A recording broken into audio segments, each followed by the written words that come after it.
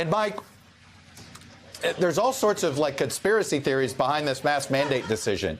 One is they fully expected this judicial decision and basically welcomed it and decided they're washing their hands of it, which also seems to be an odd decision if that was it, because why wouldn't they want credit for being able to tell people to take their masks off airplanes? So what is going on here?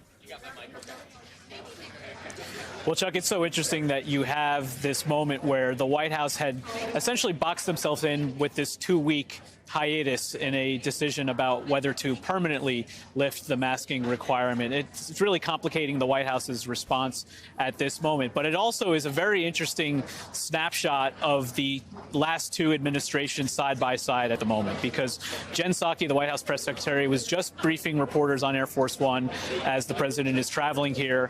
And this is a White House that has said they are leaving public health decisions in the hands of the scientists, the experts, the CDC. And then when asked about whether the DOJ is going to appeal this decision, remember, this is the White House that says they do not interfere in the decisions of the Justice Department. So she said, we are waiting to hear from them. And typically these decisions take a couple days. Contrast that with a judge's ruling yesterday. This is a Trump-appointed judge, somebody who had been rated as not qualified by the American Bar Association. And you have, open question here about an administration coloring too much within the lines and one that's not, and who is really on the winning side here. But this is an administration that obviously is trying to figure out their next steps here.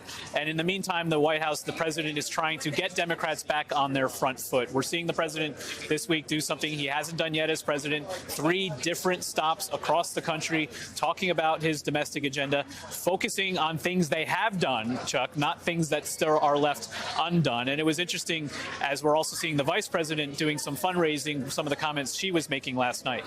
Throughout her remarks, speaking to Democratic donors, using the word optimism to describe their messaging, but also acknowledging they're going to have to be ready for that question, why should I vote this year? And they're dealing with the base pressure as well, Chuck.